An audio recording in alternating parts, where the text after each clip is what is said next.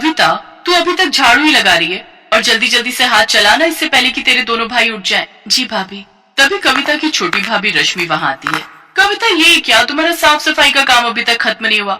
अच्छा ये सब छोड़ो, तेरे भैया उठ गए, उनके लिए जल्दी से चाय बनाकर ले आ, और हाँ, इसके बाद हम सबके लिए नाश्ता भी बना दे। हाँ, भूख तो मुझे भी लगी है। ऐसा कर, तू साफ सफाई के बाद नाश्ता बना ले, फिर अपने भाइयों के ऑफिस जाने के बाद बर्तन धो लेना और उसके बाद कपड़े धो लेना। बिन माँ बाप की कविता चुपचाप घर के कामकाज में लग जाती है। कुछ देर बाद वो सबके लिए आलू के पराठे और चाय लेकर आती है। ये लो अमित भैया, आपकी पसंद के आलू के पराठे और गर्मा गर्म चाय। कविता, तेरी दो दो भाभियां हैं, फिर भी हमारे लिए तू खाना क्यों बनाती है?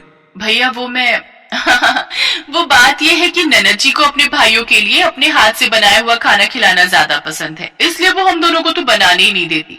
क्यों कविता, ठीक कह रही हूँ ना मैं? अनीता कविता को आंखें दिखाने लगती है। हाँ भैया, अनीता भाभी एकदम ठीक कह रही है। दोनों भाई नाश्ता करके ऑफिस चले जाते हैं। फिर दोनों भाभियां भी नाश्ता करने बैठ जाती हैं। आखिर में जैसे ही कविता नाश्ता करने बैठती है तो छोटी भाभी रश्मि उसकी कुर्सी खींच लेती है, जिससे कविता नीचे गिर जाती है। तेरी औकात नहीं है कुर्सी पर बैठ के खाने की, चल नीचे बैठकर खा। और नहीं तो क्या, तुम्हारी हैसियत इस घर में एक नौकरानी से ज्यादा कुछ भी नहीं है। और हाँ, पहले ये वाला खाना खत्म कर। लेकिन भाभी, ये तो आप लोगों का झूठा खाना है। हाँ तो इसे तो तू अपनी खुशकिस्मती समझ कि झूठा खाना तुझे नसीब हो रहा है। चल अब खाना खाकर सारे झूठे बर्तन धो देना। अच्छा रश्मि, तूने कल रात बिग बॉस का एपिसोड देखा क्या? नहीं भाभी, मिस हो गया। वैसे अभी रिपीट आ रहा होगा, चलो ना चलकर देखते हैं। हाँ हाँ चलो चलो।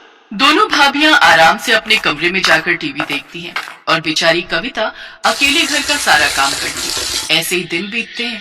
एक रोज हम दोनों भाइयों को काम के सिलसिले में दूसरे शहर जाना है। हमारे मालिक एक नई फैक्ट्री झारखंड में लगवाना चाहते हैं। हम कुछ 2 महीनों के लिए वहीं रहेंगे। तब तक तुम सब अपना ख्याल रखना, ठीक है? भैया, आप दोनों मुझे छोड़कर जा रहे हो? जा कहाँ रहे हैं पगली, तेरे लिए ही तो मेहनत कर रहे हैं ताकि हमारा प्रमोशन हो जाए और हम तेरी शादी धूमधाम से कर सके। ये सुनकर दोनों भाभियां मुंह बना लेती हैं। अपने पतियों के जाने के बाद तो अब वो दोनों कविता पर और भी जुल्म ढाती हैं। ऐसे ही एक रोज बाहर जोर की बारिश हो रही होती है। देखो भाभी, कितना सुहाना मौसम हो रहा है, क्या मजेदार बारिश हो रही है। हाँ रश्मि, और ऐसे मौसम में गर्मा गर्म चाय और पकौड़े हो तो मजा ही आ जाए। रुक, अभी उस महारानी को बोलती। कविता, अरे ओ कविता, कहाँ मर गई? जी भाभी, आपने बुलाया? वो मैं कपड़े उठाने गई थी। अच्छा ठीक है, चल अब जल्दी से हमारे लिए गर्मा गर्म चाय और पकौड़े बनाकर ले आ। जी भाभी। कविता रसोई में जाकर पकौड़े बनाने लगती है। कुछ देर हे राम, कहीं मैं पकौड़ों में नमक डालना तो नहीं भूल गई, एक चक्कर देखती हूँ।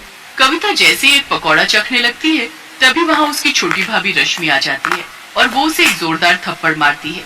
बदतमीज, हमें जूठा खिलाती है, आज तो तू देख तेरी खैर नहीं। ये कहकर रश्मि उसे खूब मारती है।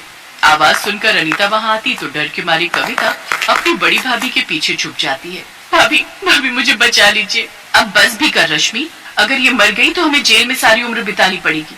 एक काम करते हैं, इसे घर से निकाल देते हैं, नहीं तो पता चले हमारे पति जो भी कमा रहे हैं वो आकर इसकी शादी में उड़ा दे। हाँ, ये तो मैंने सोचा ही नहीं, ये बात ठीक कही आपने। दोनों भाभियां बेचारी ननद को धक्के मारकर बाहर निकाल देती हैं।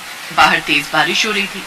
भाभी मुझे घर से मत निकालो, इस बारिश में आखिर मैं कहाँ जाऊंगी। लेकिन वो उसकी एक नहीं सुनती और उसे घर से निकाल देती है।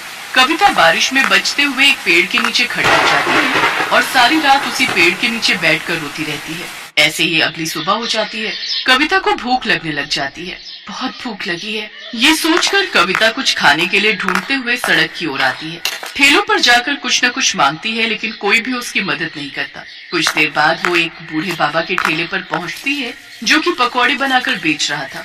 वो उसके सामने रोते हुए कहती है, बाबा मैं कल से भूखी हूँ, मुझे बहुत भूख लगी है, मुझे ये थोड़े से पकौड़े दे दो, लेकिन मेरे पास पैसे नहीं है। उस बूढ़े व्यक्ति को कविता पर तरस आ जाता है और वो कुछ प्याज के पकौड़े चटनी के साथ उसे खाने को दे देता है। कविता को उन पकौड़ों को देखकर वो बात याद आ जाती है कि कैसे एक पकौड़े के पीछे उसकी भाभी ने उसे घर से निकाल दिया। क्या हुआ बेटी, तुम रो क्यों रही हो? अभी तो कह रही थी कि बहुत भूख लगी है। कविता रोते हुए उसे सारी बात बताती है। बेटी, तुम जवान लड़की अकेले कहाँ भटकोगी सड़कों पर? इससे तो बेहतर होगा तुम इस गरीब की झोपड़ी में चलकर रहो, मेरी बेटी बनकर।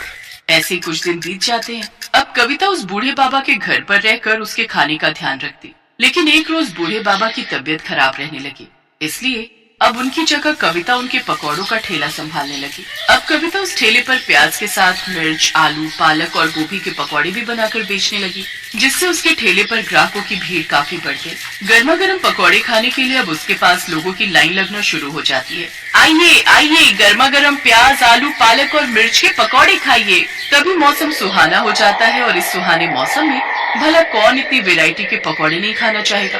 अरे पकौड़े वाली, बना लो तो 20 रुपए के प्याज के पकौड़े, और मेरे लिए मिर्च के पकौड़े हैं। इस तरह उसके पास ग्राहकों की भीड़ लगना शुरू हो जाती है और जो भी उसके पकौड़े एक बार खाता वो बार बार जरूर खाता। भगवान की दया से मेरे बनाए हुए पकौड़े सब ग्राहकों को बहुत पसंद आ रहे। अगर मेरा ये काम ऐसे ही चलता रहा तो बहुत जल्द मैं एक नया पक्का घर बनवा लूंगी। ये सब सोचकर कविता बहुत खुश थी। अगले दिन वो फिर अपना ठेला वहाँ लगाती है, लेकिन एक रोज तेज तूफान के आने के कारण उसके ठेले की छत उड़ जाती है और बारिश के कारण उसके सारे पकौड़े उसमें खराब हो जाते हैं। सब खत्म हो गया। इस बारिश ने सब खराब कर दिया। इस बारिश ने एक तरफ जहाँ कविता को रोजी रोटी कमाने से भी वंचित कर दिया था, तो वहीं दूसरी ओर उसकी दोनों भाभियां आराम से अपने लिए पिज्जा और पॉपकॉर्न ऑर्डर करके मजे से इस बारिश का लुत्फ उठा रही थी। वाह वाह, क्या स्वाद है इस पिज्जा का, और इस पॉपकॉर्न के तो क्या ही कहने। उधर रोती हुई कविता अपनी झोपड़ी में आती है, जहाँ सारी झोपड़ी में पानी आ गया होता है। अब पूरे घर में तो बारिश का पानी भर गया है। बाबा, मैं अभी ये सारा पानी उठाकर बाहर फेंक देती हूँ। कविता अपनी बदकिस्मती पर रोते हुए उस पानी को उठाकर बाहर की ओर फेंकने लगती है। कुछ देर बाद वो उस बूढ़े बाबा की ओर देखती है। नहीं, मैं इतनी जल्दी हार नहीं मान सकती। बारिश में तो लोग पकौड़ों के दीवाने होते हैं। ये बरसात का मौसम तो सबसे अच्छा मौसम है कमाई करने का, लेकिन मैं इसके पकौड़ों के साथ चाय बनाकर भी बेचूं तो मेरे पास कुछ पैसे रखे हैं, उससे फिर से शुरू करती हूँ। कविता ने हिम्मत नहीं हारी और उसने अपने ठेले की मरम्मत करवाई और एक बड़े से तिरपाल के नीचे चाय पकौड़े बेचने लगी। बारिश में लोग उसके तिरपाल के नीचे आकर चाय पकौड़े खाने लगते हैं, जिससे उसकी बिक्री अब पहले से भी ज्यादा होती है। ऐसे ही कुछ दिन बीत जाते हैं। अब कविता दिन भर में 3000 रुपए कमाने लगी। एक रोज अमित और सुधीर कार से जा रहे थे, तभी उस ठेले पर उनकी नजर गई। अरे ये तो अपनी बहन कविता है, लेकिन ये यहाँ फुटपाथ पर ये चाय पकौड़े क्यों बेच रही है? वो दोनों कविता के पास जाते हैं। अपने भाइयों को देख कविता फूट फूट कर रोती है। भैया, आप मुझे छोड़कर क्यों चले गए थे? देखो आपके बिना मेरी हालत कैसी हो गई है। लेकिन बहन, तुम्हारी ये हालत कैसे हुई? इसके बाद कविता सारी बात अपने दोनों भाइयों को बताती है। अमित और धीरज गुस्से में घर आते हैं। अनिता, अनिता कहाँ हो तुम? लौट आए आप लोग? आप रुको, मैं अभी पानी लाती हूँ। लेकिन तुम क्यों लाओगी? वो कविता का है, उससे कहो। अब हम आपको क्या ही बताएं, उसने तो हमारी नाक ही कटवा दी। वो तो किसी लड़के के साथ भाग गई है। ये सुनते ही अमित ने अनीता को जोरदार थप्पड़ मारा। शर्म नहीं आती झूठ बोलते हुए? हैं? दो भाइयों के होते हुए भी आज हमारी बहन को न जाने कैसे कैसे अपना पेट पालना पड़ रहा है, हैं? सुन लो, तुम दोनों के लिए अब हमारे घर में कोई जगह नहीं है, निकल जाओ यहाँ से। उन दोनों भाभियों को अपनी गलती का एहसास हो जाता है और वो अपनी ननद से माफी मांगते हैं। इसके बाद कविता अपनी दोनों भाभियों को माफ कर देती है, जिसके बाद वो उस बूढ़े काका को भी अपने घर ले आती है। अब वो अपने पकौड़े के बिजनेस को और भी आगे बढ़ाती है। एक बड़ा सा रेस्टोरेंट खोलकर उसमें पकौड़े बेचकर खूब कमाई करती है।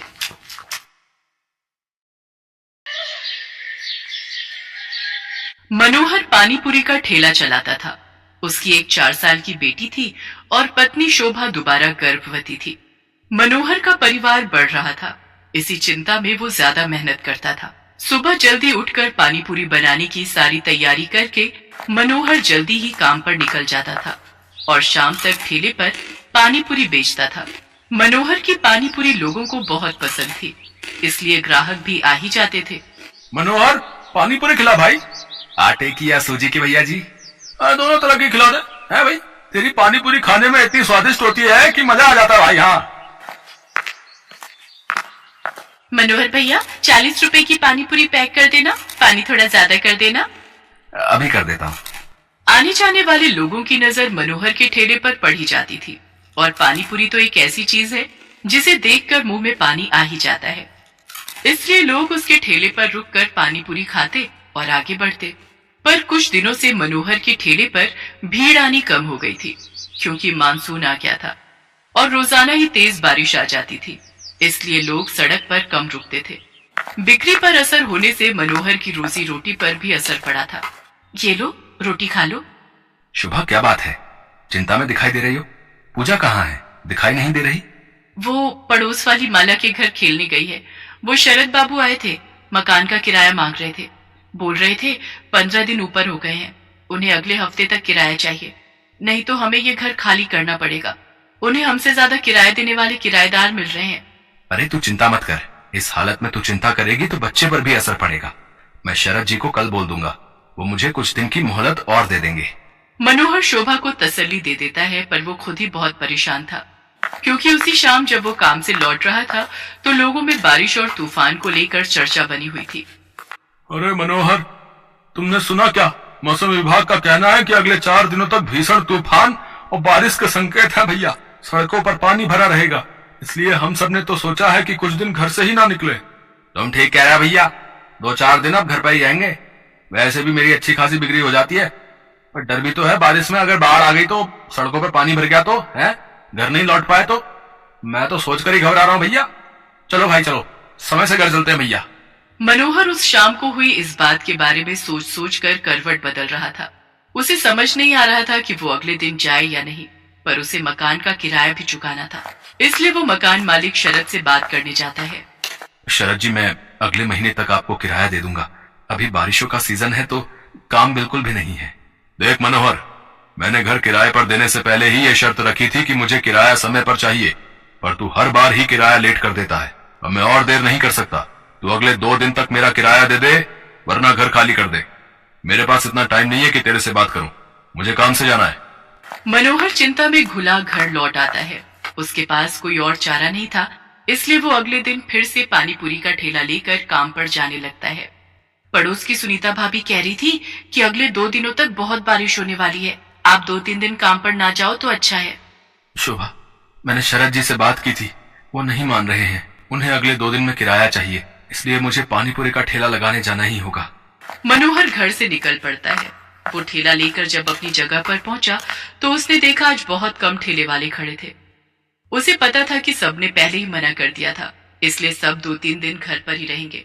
मनोहर अभी अपना ठेला तैयार कर ही रहा था कि अचानक तेज बारिश शुरू हो गई और बारिश लगातार तेज होती जा रही थी। मनोहर का पूरा ठेला बारिश के पानी से भीग चुका था। उसका बहुत नुकसान हो गया था। हे भगवान, कितना नुकसान हो गया। सोचा था आज थोड़ी कमाई हो जाएगी तो किराए के थोड़े पैसे देकर शरद जी को संभाल लूंगा, पर अब क्या करूं? आज तो एक पाई की भी कमाई नहीं हुई। अब तो वापस घर जाने के सिवा कोई रास्ता नहीं। घर ही चला जाता हूँ। बारिश का पानी सड़कों पर भर रहा है, अगर कुछ देर और रुका तो यहीं फंस जाऊंगा। मनोहर अपने ठेले को अभी लेकर जा ही रहा था कि अचानक से एक गाड़ी तेजी से आती है और सड़क पर फिसलती हुई एक पेड़ से टकरा जाती है। अचानक हुए ऐसे हादसे से मनोहर दंग रह जाता है। वो देखता है कि गाड़ी एक महिला चला रही थी और बराबर में उसके एक छोटी बच्ची बैठी हुई थी। महिला की ज्यादा चोट आई थी और वो बेहोश हो गई थी। बच्ची को खरोंचे आई थी और वो दर्द से रो रही थी। मनोहर उनके पास जाता है और रोती हुई बच्ची को गोद में उठा लेता है। लोग उसका साथ देने से मना कर देते हैं। हे भगवान, न जाने ये कौन है। चुप हो जा बेटिया, इसके तो हाथ पर चोट आई है। अगर इन्हें कुछ ही देर में अस्पताल नहीं ले गया तो अनर्थ हो जाएगा। ए भैया, जरा ऑटो रोको। ए भैया, आओ भैया, जरा गाड़ी रोको। कोई रोक ही नहीं रहा, कोई भी मदद करने को तैयार नहीं हो रहा है। मैं इन दोनों को इस हालत में यहाँ मरने के लिए नहीं छोड़ सकता। मेरी आत्मा इसके लिए कभी हाँ नहीं कहेगी। अब मैं क्या करूं? अब तो एक ही रास्ता बचा है। मनोहर को कुछ समझ नहीं आ रहा था। उस महिला की हालत गंभीर होती जा रही थी, उसके खून बह रहा था। मनोहर जल्दी से अपने ठेले का सामान उतारता है और बड़ी मुश्किल से उस औरत को अपने ठेले पर लिटाता है और बच्ची को भी साथ में ठेले पर बिठाकर बारिश में भीगता हुआ बड़ी मुश्किल से एक अस्पताल में पहुंचता है। उसे इस हालत में देखकर अस्पताल के डॉक्टर और नर्स जल्दी से उस महिला को एडमिट करते हैं। मनोहर उस रोती हुई बच्ची को संभाल रहा था। बच्ची के हाथ में चोट थी। मनोहर ने अपने मोबाइल से अपनी पत्नी शोभा को भी फोन कर दिया था ताकि वो परेशान ना हो। कुछ घंटों बाद महिला को होश आता है। वो अपने पति को फोन मिलाती है। कुछ देर बाद उसका पति हॉस्पिटल पहुंचता है और अपनी पत्नी और बच्चे की हालत देखकर घबरा जाता है। डॉक्टर, सुषमा कैसी है? ये सब क्या हो गया? सुषमा, मुझे तो लगा था तुम अपनी मम्मी के घर पहुंच चुकी होगी। रोहित, मैं घर से निकली थी तो बारिश नहीं थी। मैंने सोचा आराम से पहुंच जाऊंगी, पर अचानक पता नहीं क्या हुआ, मैं गाड़ी संभाल नहीं पाई। कीचड़ में वो फिसलती चली गई और उसके बाद तो मुझे होश ही नहीं था। रोहित, ये भैया बहुत अच्छे हैं। आज इन्होंने मेरी और स्वाति की जान बचाई है। आपकी वाइफ ठीक कह रही है, आज की दुनिया में ऐसी मदद कोई नहीं करता। हमने अपनी आंखों से देखा था, ये भैया बारिश में अपने ठेले पर आपकी पत्नी और बच्ची को हॉस्पिटल लेकर आए थे। मैं आपका एहसान किस तरह से चुकाऊंगा? आपने जो मेरे लिए किया है, उस एहसान के बदले में आपके लिए कुछ भी कर सकूं तो मेरे लिए बहुत बड़ी बात होगी। बाबूजी, ये तो मेरा धर्म है। अगर मुसीबत में पड़े लोगों की जिसने सहायता नहीं की तो वो इंसान ही क्या। रोहित को पता चलता है कि मनोहर पानीपुरी का ठेला चलाता है। वो देखता है कि मनोहर बहुत गरीब और मजबूर है, जो अकेले ही बड़ी मुश्किल से अपना परिवार चला रहा है। मनोहर भैया, अब आपको चिंता करने की कोई जरूरत नहीं है। आपका मकान का किराया भी भर जाएगा और आपके परिवार की परेशानियां भी दूर हो जाएंगी। आपकी अपनी पानीपुरी और चाट की दुकान होगी, जिसको खुलवाना मेरी जिम्मेदारी है। रोहित की बातें सुनकर मनोहर के चेहरे पर खुशी झलक आती है। कुछ ही दिनों में रोहित मनोहर को पानीपुरी और चाट की एक बड़ी और अच्छी दुकान खुलवा देता है। मनोहर को उसकी अच्छाई का फल मिल जाता है और उसकी सारी परेशानियां दूर